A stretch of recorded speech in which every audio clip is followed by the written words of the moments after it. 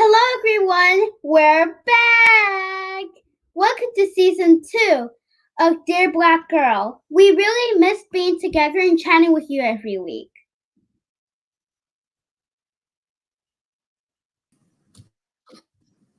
While we were away, our dream team expanded with new girls like me.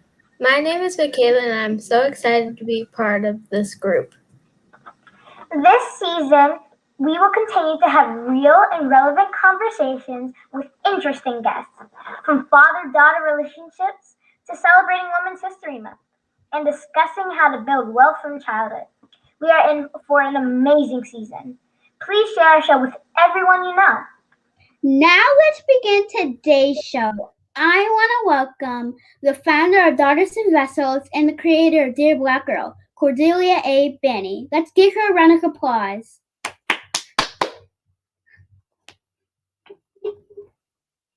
You're muted. Thank you, Peyton. I am muted. That was an excellent intro.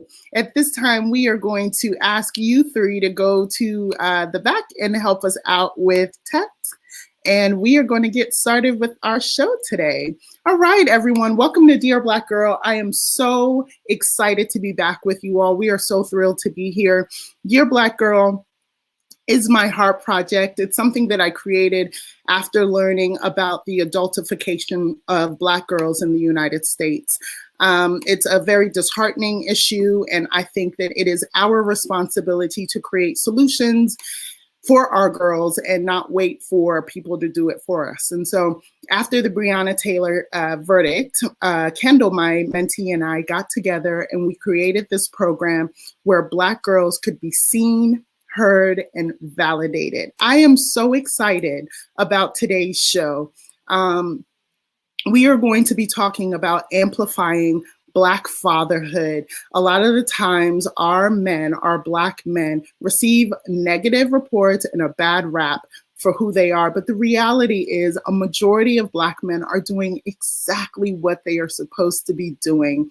I want to thank you all for being here with us today. I want to tell you this statistic, though. According to the CDC, 58% of Black fathers live with one or more of their children. And even larger majority, 72.7%, of Black fathers talk with their children about things that happen during their day, several times a week or more, whether they live with their children or not.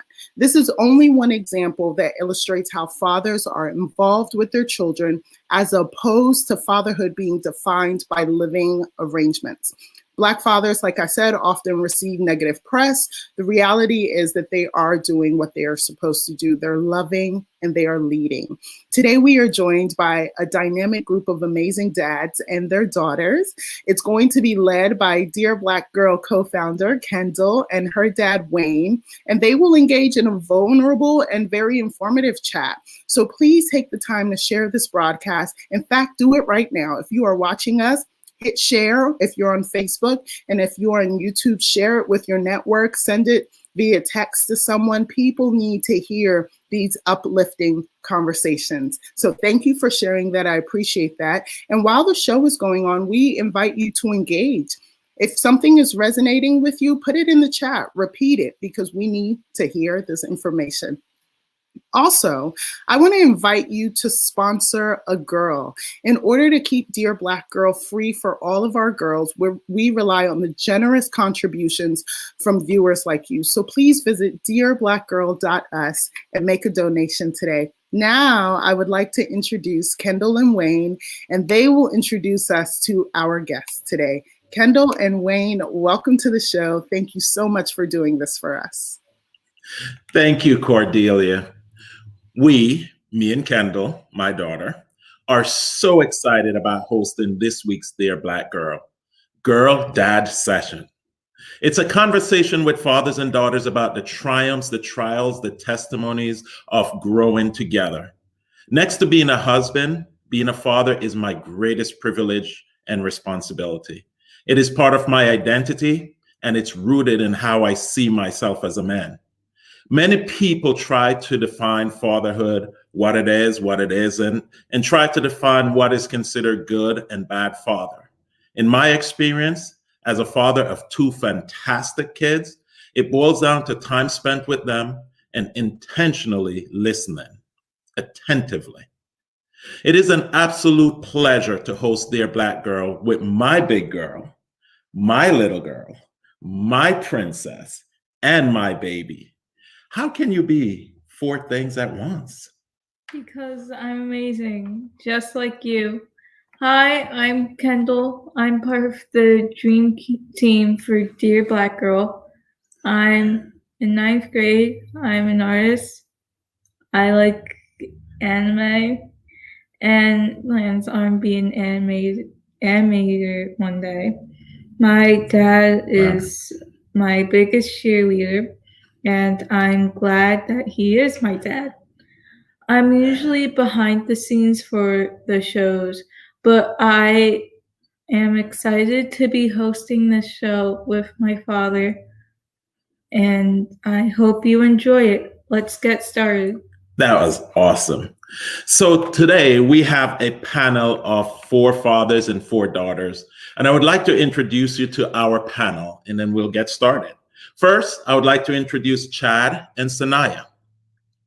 Chad and his princess Sanaya. Sanaya is in the ninth grade at Woodland Regional School in Prospect, Connecticut.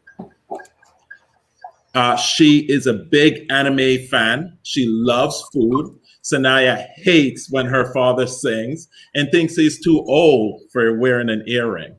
She's wrong. Chad Murray is a mortgage broker and a credit coach. He wrote a book and is working on his second now. Chad is a soccer fanatic. Unfortunately, I have to say this, he supports Chelsea. As a Manchester City fan, that irks me. You should too. He's even a bigger supporter of his daughter, Sanaya. His ultimate dream is to travel the world with his princess. Welcome, Chad and Sanaya. Kendall. Hi. Our next panelist is going to be Tenoris and Caden. Tenoris is an educator from Rochester, New York. He's a married man raising three queens in his household. God bless you. He's currently residing in the Dallas area. Caden is his eldest of three girls and a bright and poised young lady who loves her family. Next, welcome Tenoris and Caden to Dear Black Girl. Our next panelists will be Pastor Kunmi and Lola. Lola is a brilliant young girl with the gift of communication. She is a big sister. She enjoys dancing and singing. She recently won first prize in her school's public speaking competition, beating out even upperclassmen. Congratulations, Lola. Thank you.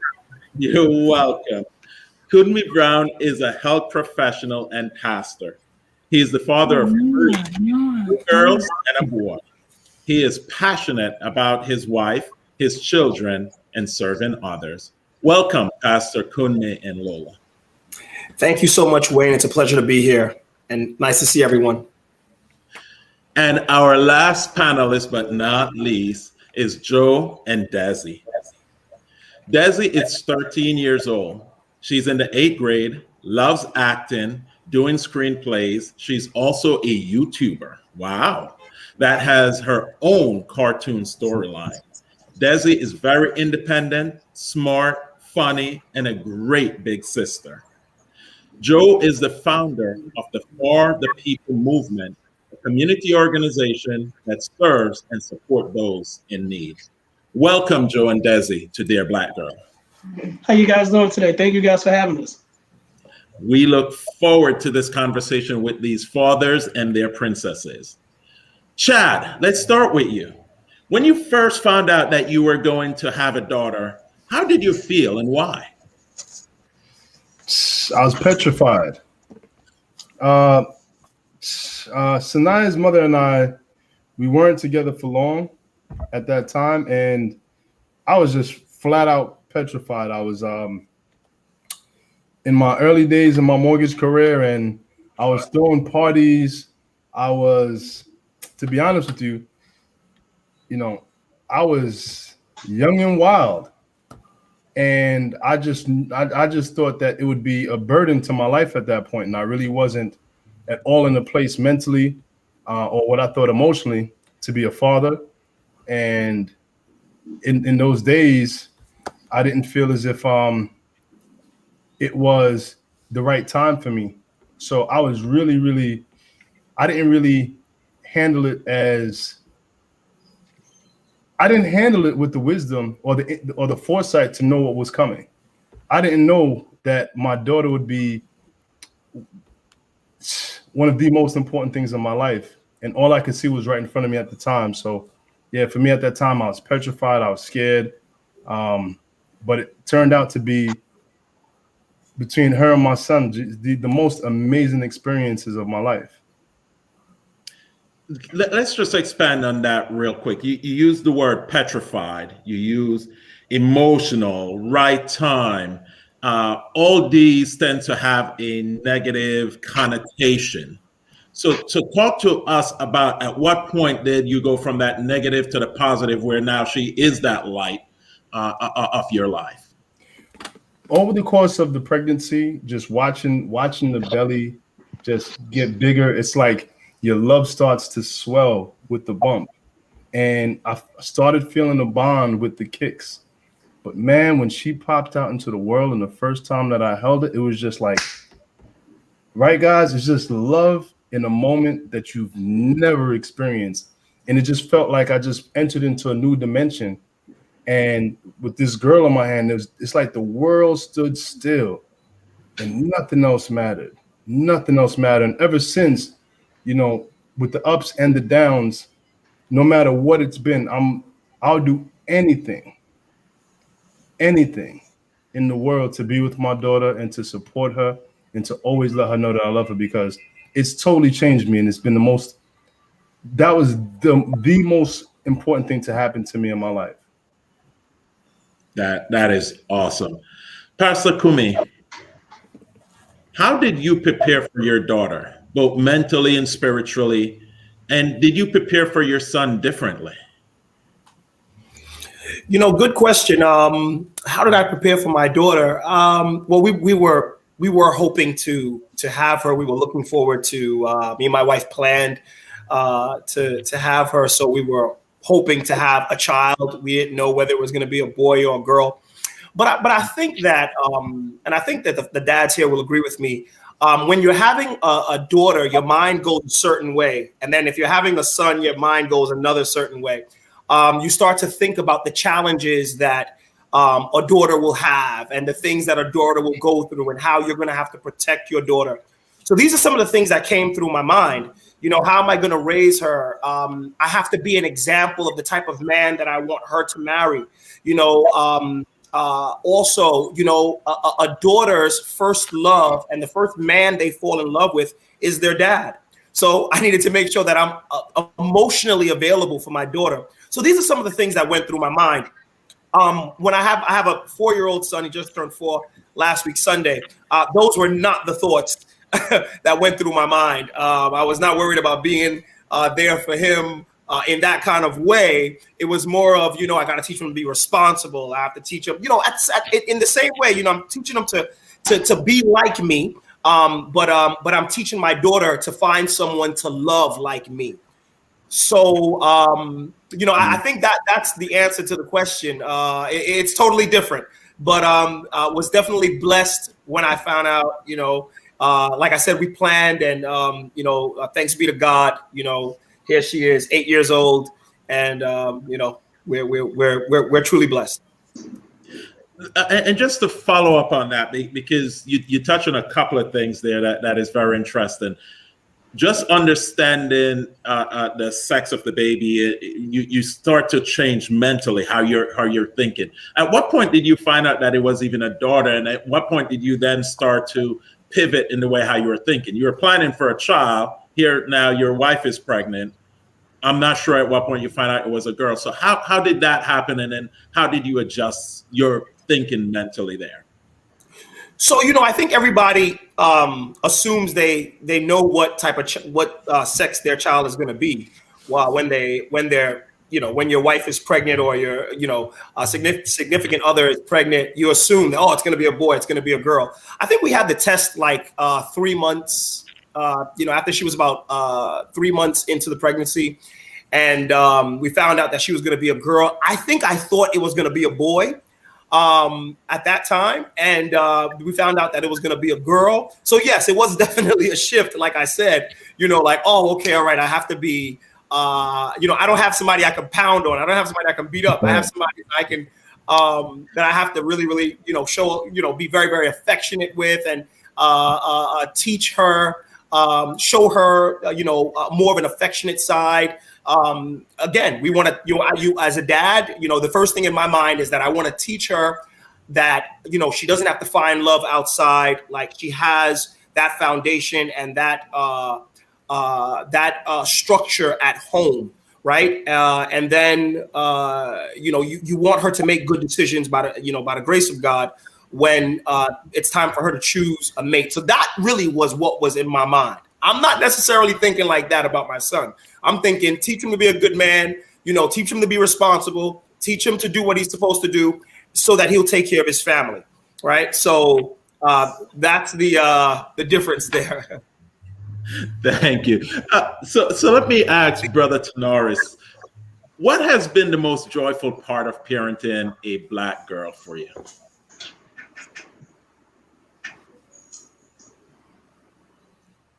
Tenoris, can you hear us? Again, yeah. Can you hear me? Yes, we can. So, yeah, can you hear me? Yeah, we can. Okay. So the question is, apologize if the internet cuts out. So I'll repeat the question. What has been the most joyful part of parenting a Black girl for you?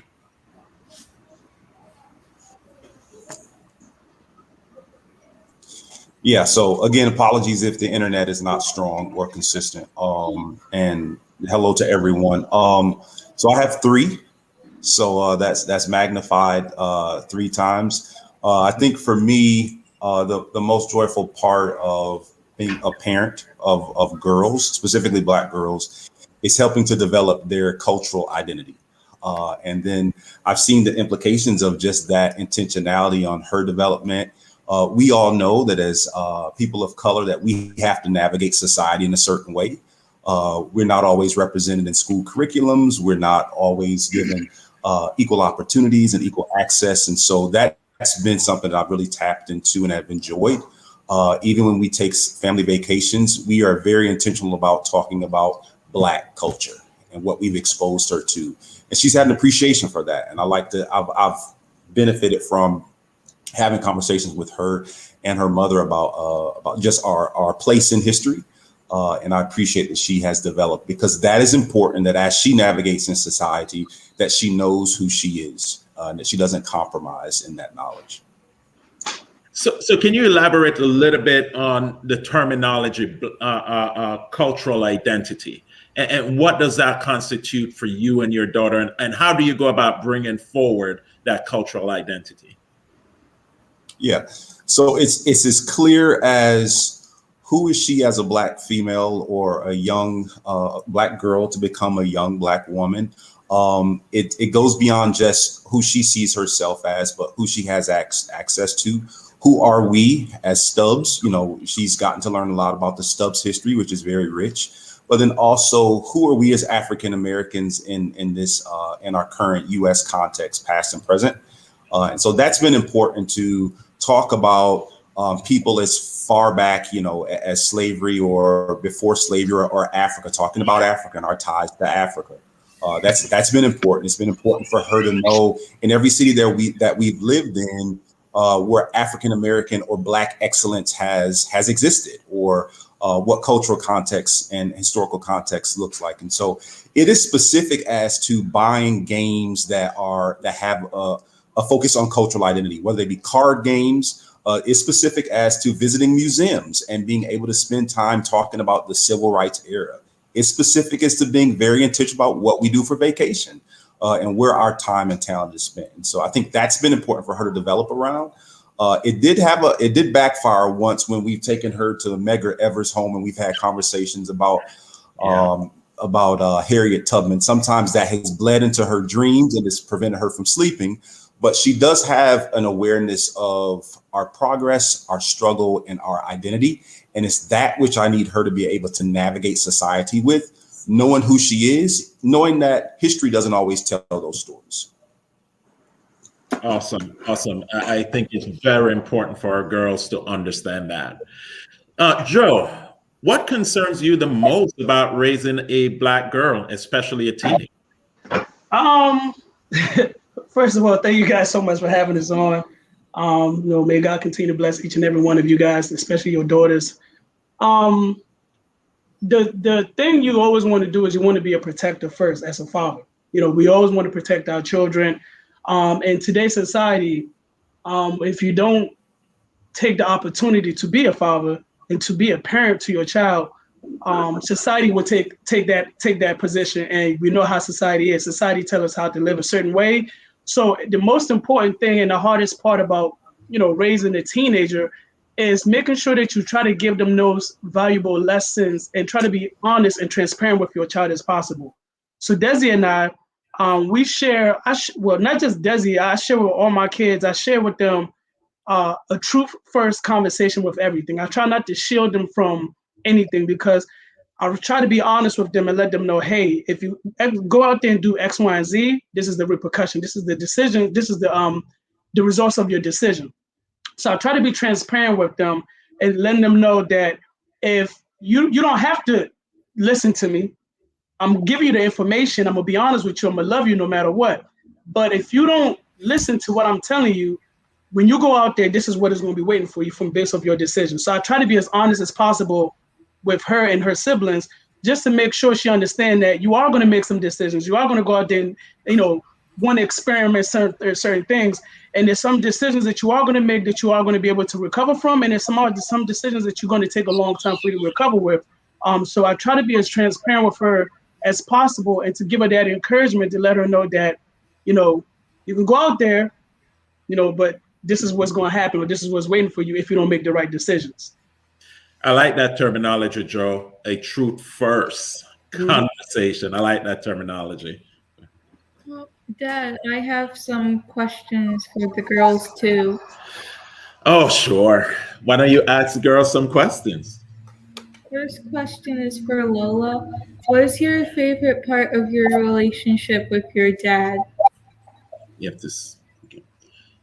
Did you hear that question, Lola? Did we just miss Lola there? So let's show that to Sanaya. Okay. What's your favorite part of your relationship with your dad? Sanaya.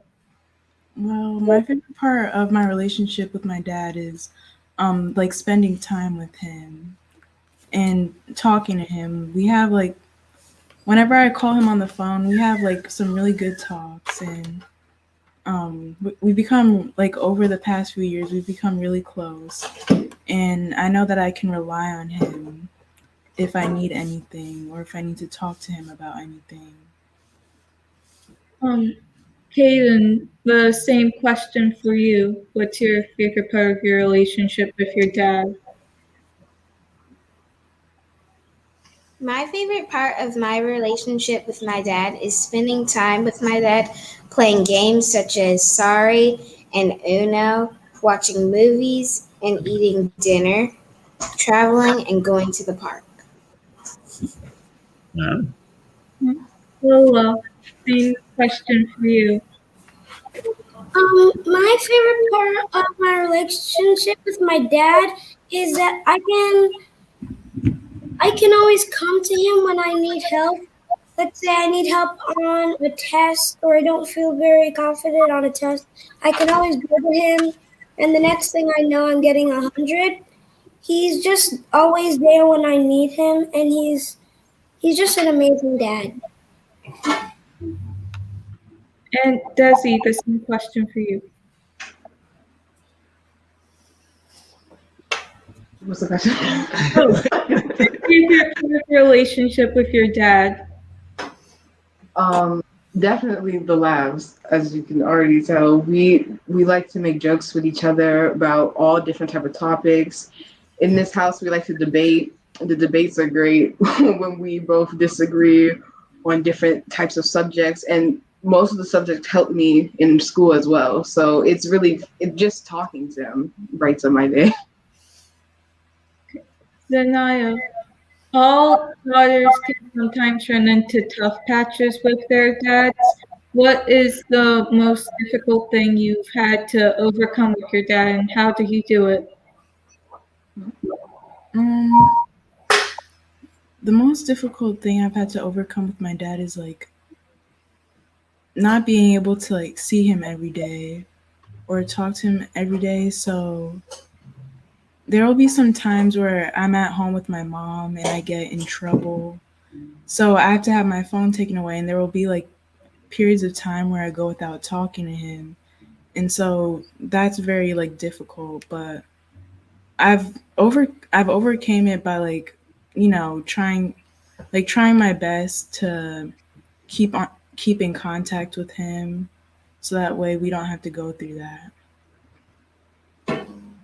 Desi, your dad is your bonus dad. How did you learn to build a relationship with him? How was that journey? Were there tough moments and happy moments? Well, he knew me when I was younger, so the relationship basically started there and grew. The only tough times that we had together would probably be the interferences in other people's opinion on us. Because he's not my blood dad, the people had many opinions on what I should do and what to call him. And so that those comments and opinions always messed up me and his relationship.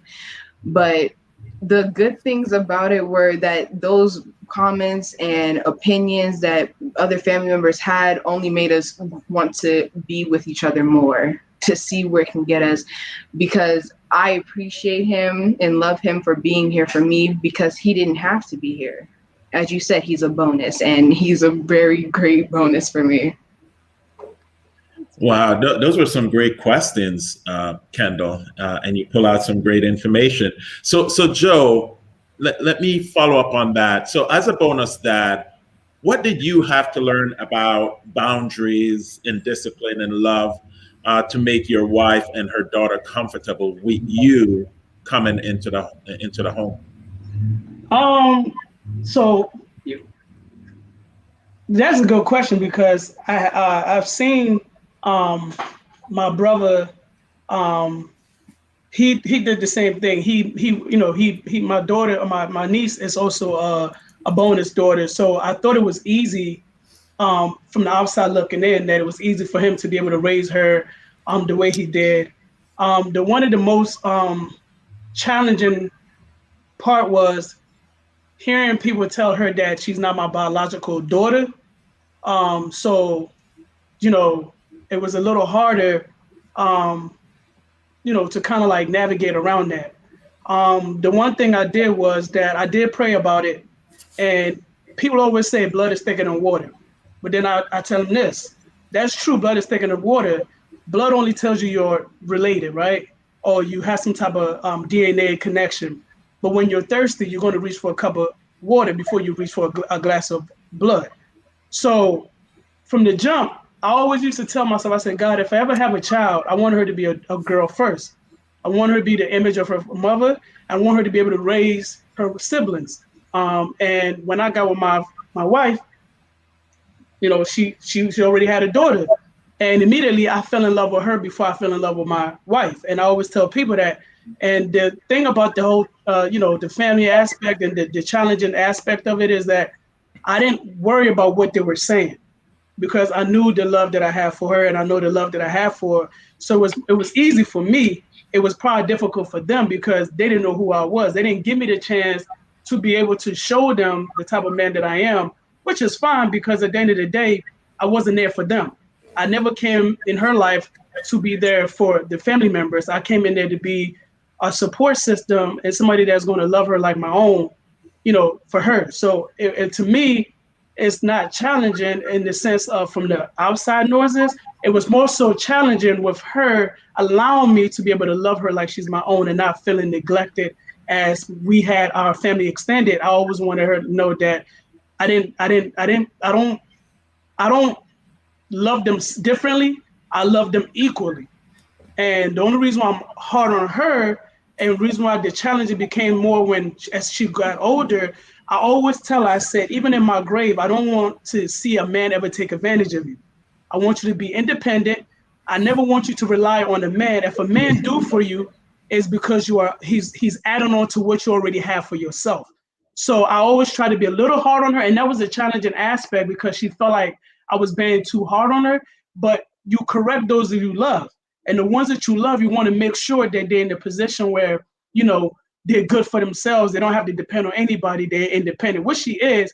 But I just want her to be more independent and not rely on nobody, especially a man that would not treat her the way that she deserves to be treated. So it was challenging, but we got over that aspect, and a lot of prayers work. As you dads know, you want to pray for your daughters and make sure that they are covered because they are the ones who are going to carry our generation on because they're the ones who's going to have that that our looks and everything. So it's tough, but like I said, it's a good challenge because you get to see the end results. Like now she's more independent. She's a YouTuber. She, like your daughter, she like the anime. So it's just beautiful thing to sit back and watch them grow into the women that you pray for them to become, and the independency that you're wishing for them to have.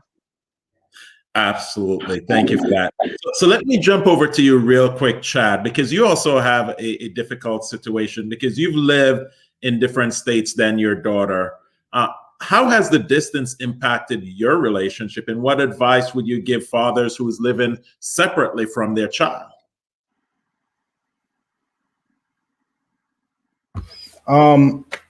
It's been really challenging. It's been challenging because from the moment that my daughter was born and growing up, she's always been a daddy's girl. She's always been a daddy's girl. So from the time that her mother moved, it took me a long time to reconcile, but it started off being a 2.5 hour drive that I would take every week, going and coming, and it was really, really hard, but there was nothing else to do but to do it. So for me, whatever it was, if I had to drive a day to spend 15 minutes with her and then another day to just get back home, I was willing to do it. And being even further now that I'm in Florida, it was really hard. It's really, really, really hard. But what I've been committed to is really being as open, as real, and as connected to it as possible. We have those moments where we speak on the phone and it doesn't feel like there's any flow in the conversation. But in those moments, I'm intentional about like really, really even just throwing myself into it so that we're able to like really stay connected, and it's grown and grown and grown, and we talk about everything now. We I try to do things that she likes, like we're watching a show together, that anime show. I was calling it origami, but it's anime. And these kids love their anime, but we're watching the show. It is good. I really, really enjoyed it. As a matter of fact, she saw the whole thing already, so I was actually watching it when she wasn't there. So it's actually really cool. But I do whatever I can to like to just pour into her. Like the distance. I mean, it hurts. It hurts so much. It hurts so much. And but just the thought of her, I'm able to like be in her presence when she's not around. So it's really helped me to grow spiritually.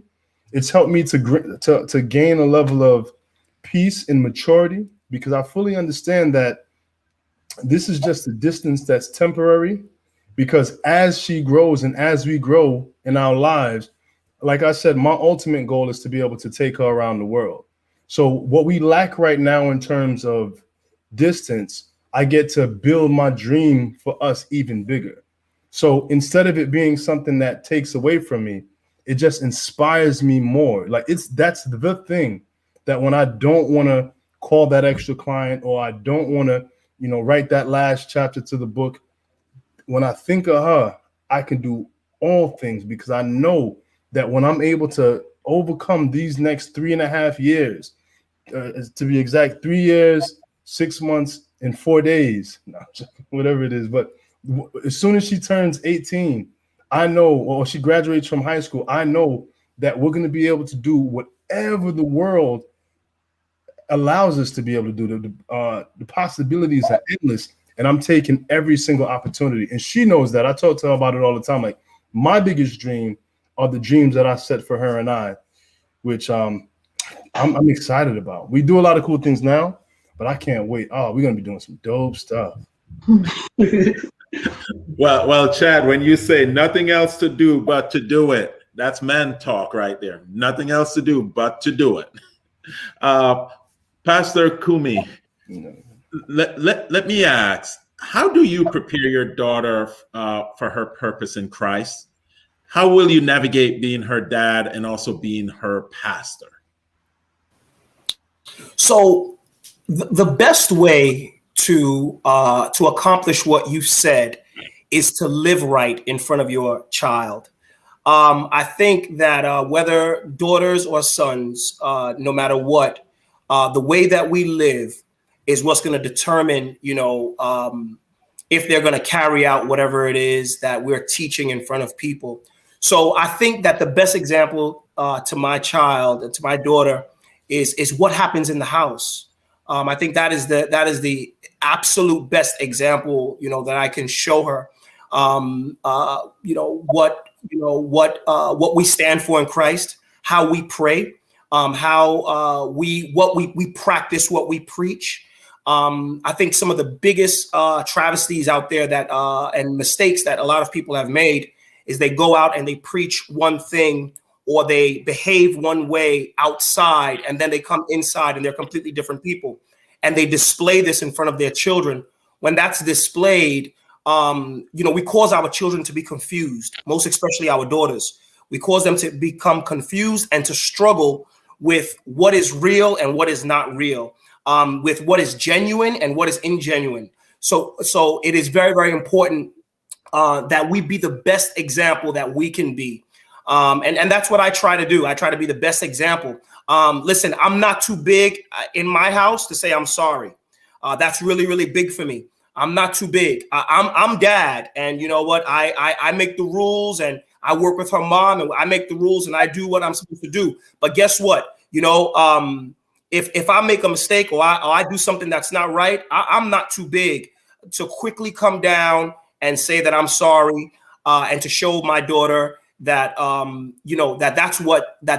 that's what being a real man and a father is all about. Is about being able to be soft, being able to be transparent, being able to be loving, and being that example of who Jesus Christ was. Jesus Christ, who died on the cross for us, being that example in the home. So it doesn't mean that we live perfect lives, but it means that we take responsibility for everything, the good and the bad. So the best thing that I can do for my daughter, greater than taking her to school, greater than sending her to the best schools, greater than anything, is live the best life that I can live in front of her. I hope that answers your question. Absolutely. Thank you for that. So let me jump over to you, Tenoris, because you're an educator. So you know better than most how young people are experiencing trauma, especially as a result of the pandemic, the civil unrest, and everything else that's going on. So how would you advise fathers to navigate vulnerable conversations with their daughters? Yeah. So as they mature, the conversations definitely have to change, and you need to be prepared for those conversations. I didn't realize that the talk was an important conversation to have. Now she's young, so I'm not ready yet to have the talk. But I think our first talk as African Americans was around the culture, our cultural piece, and I'll never forget when we were in Oklahoma, and we happened to live in the suburbs, and we were in a place that it was a Chick-fil-A, and that kids were playing, and she was in the play space. She enjoyed, and I enjoyed, and what instantly turned what instantly was a weekend occurrence or activity turned into an opportunity for me to talk to her about race. And I just wasn't, and she was 5. And so I wasn't ready to have the talk around, you're Black. And this is what could happen, based upon, who you are. And so I had to have that talk early, and to see her really crumble and respond to, whether it was intentional, innocent, or what have you, just like things that happen in a peer group, it was becoming for me. So I would say, number one, be prepared to have the conversations. Sometimes you have to rehearse the conversations before you have the conversations, but as they mature, the conversations change. But as an educator, I think that the best thing, especially given the time that we're in now, because none of us on the line can say that we live through what our kids are living through. It's just a fact. I didn't live during the pandemic. I don't know what it's like to have to be vaccinated and the implications that has on I didn't learn from home. So there's so many things that they're going through that we have to be conscious of. And this trauma has led to isolation, has led to depression, has led to even more drastic things like suicide. And so being able to support them. And so I think fathers have to be grounded in these 3 things of, what am I modeling? Both what am I saying and what am I doing? I think the other 2 parts are not only what I'm modeling, but what is exposure? Like what is she being exposed to?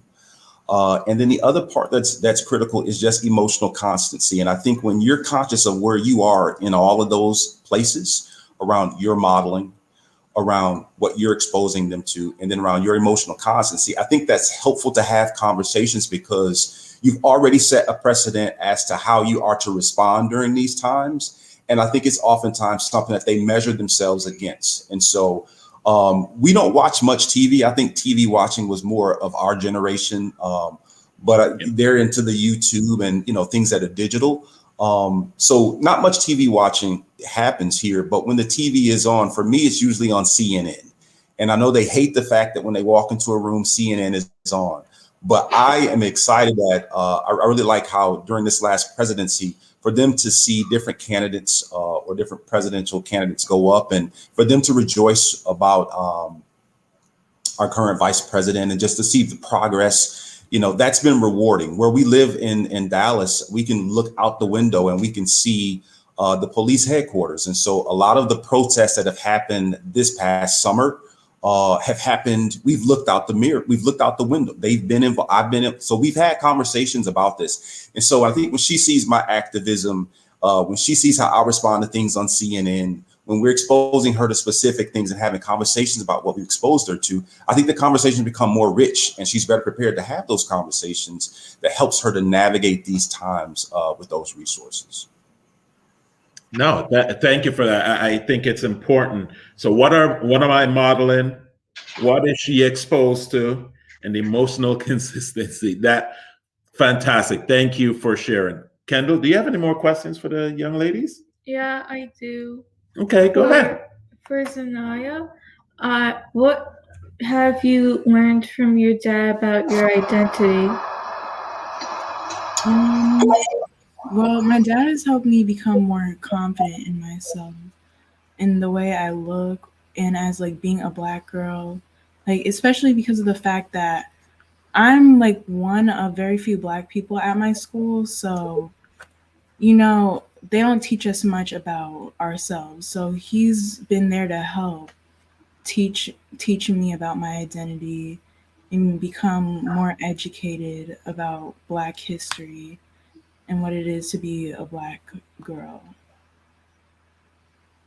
Same question for you, Kaden. What have you learned from your dad about your identity? I learned that, like him, I can be reserved at times when I first meet people. Because of my dad's accomplishments, I feel inspired that I can reach my goals and potential. He motivates me not to fail and work harder. Awesome. Lola, what would you say is the greatest lesson your dad has taught you to date? He's taught me that I can reach great heights and do anything I want to do if I try my best and put my best efforts to it. But if I don't, I won't get the best I can be. Desi, what would you say to a girl watching today who doesn't have a father in her life?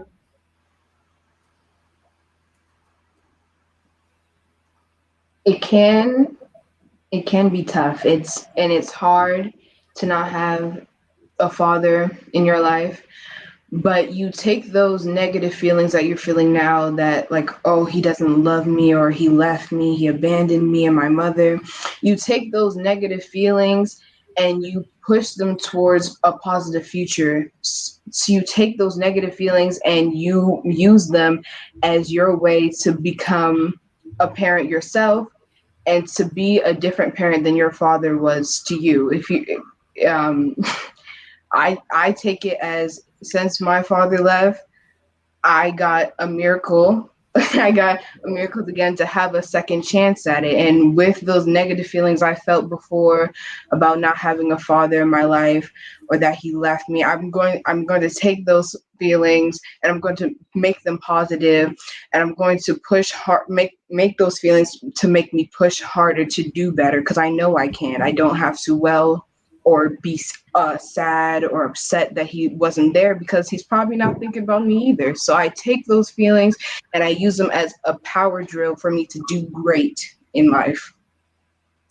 Ladies, that was some powerful, powerful responses. Time is going, and it's going very quickly. So I am going to throw a question out there, and we're going to do a quick round robin for all the fathers here. What is one or two greatest lessons you have learned and still learning as you go through the process of being a father? We'll start with you, Chad. We'll go very quickly on these. One or two things, lessons that you've learned. I've learned faith. I've learned to believe that even though things might not have been the ideal picture, I feel as if it's a masterpiece in the making. So I'm learning patience and faith, and I have an assurance that God is building me up to be the father that's going to be able to usher my daughter through all of the challenges, all of the accomplishments, and all of the levels in her life. So I'm really inspired by who she is, and I just can't imagine. I can't wait to see who she'll be. Joe, same question. Well, I'm just grateful to God that I was able to get the opportunity to have a daughter first. So just having her first, I'm able to teach her more because she's been more receptive to be able to be a better big sister for her siblings, and also to be able to nurture them the same way we nurture her. So it's been a blessing to have her first. And the one thing I've learned about having her is that, to be more patient and to be more understanding. So that's definitely what, I've learned from her, being here, being the oldest. Okay. Pastor Kumi. Sure, thanks. So first of all, I'll say I'm humbled. I'm humbled that God gave me the opportunity to be able to have an influence on this little girl and her baby sister, her little sister. I'm completely humbled that God would choose me, with all my mistakes and all of my troubles and all of the things that I've been through in life, clean me up and make me half decent, and use me to be able to be an influence in my daughter's life. And then also I am thankful. I am thankful for the joy that I get to experience of having this little girl wake up in my house every day. And I always take note. I don't know if you dads do this. I always take note of how much time is left. Like Chad just gave us, he told us 3 years, a couple months, and a couple of days. I take note because I know she's going to leave and go to college. And I'm like, oh my gosh, she's 8. That means I only got 10 more years with her, and then, they go and they kind of figure out their own way in life. So I am really grateful, and I'm just trying to savor each moment. Thanks. All right. Thank you. Tenoris, how about you?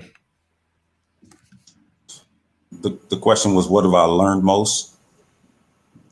Was that the question? Yeah, one or two things that you have learned.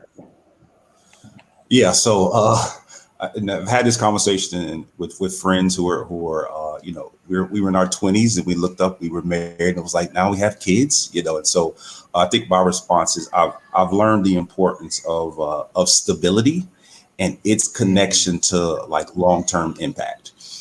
If I'm not emotionally stable, if I'm not financially stable, if my health is inconsistent, if I can't keep a job, I wake up thinking about I'm not just going to work, I'm also providing for what's here. And so my stability has a great impact on, and it's pressure that I welcome, but my stability has a great impact on her long-term effect and implications.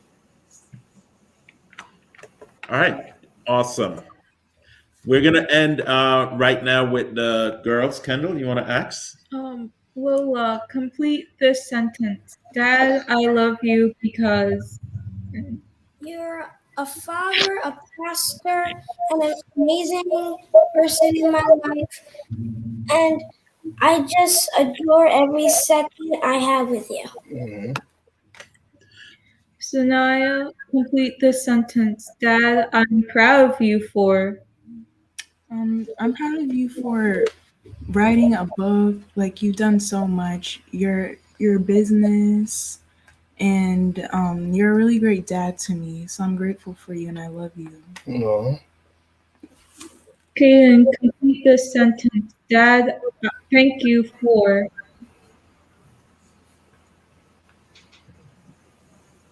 Dad, I thank you for loving me, caring for me, spending time with me, and sharing your yummy snacks.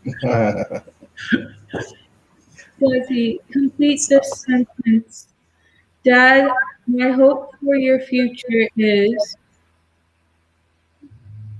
Is that your P movement grows, that you continue to spread nurturing power to everyone you help, to show that you are a blessing for them. And I hope you continue to be that blessing for everyone too. And I hope we get our house. I would like to thank all of our dads and our daughters who have joined us today. This has been a powerful conversation. Thank you each for joining Kendall and me today to amplify Black fatherhood. This was an incredible conversation. Now we're going to turn it over to Alexis, who will introduce our next segment. Thank you, fathers and daughters. Can I sing to you now? Alexis. Wow, what a beautiful session. Thank you, Mr. Thompson and Kendall, for your extraordinary example as father and daughter and for leading this conversation so well.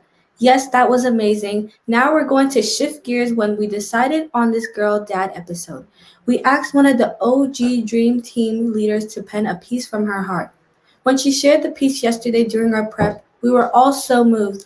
I pray that when you hear it, it will prompt you to receive the love of your earthly and heavenly Father. Margelle, please come up and share with us. Thank you, Alexis.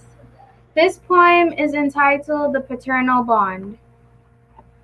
Girl walks down the street, caught a glimpse of a father taking care of his child. Took a trip down memory lane, where she had neglected her father's love before she knew what it really meant. Everything became so clear to her now. A father's love was what she needed to let go of her insecurities, to develop confidence in herself, to have better self-esteem, to know that she is loved just by listening to her father's words. A father's love was what she needed to be happy. Girl had down her head as tears welled up in her eyes, took a trip down memory lane, where she had neglected her father's love before she knew what it really meant. Thank you. Margelle, that was a beautiful poem. Thank you for sharing it with us. We've come to the end of this show. We want to thank you so much for joining us today.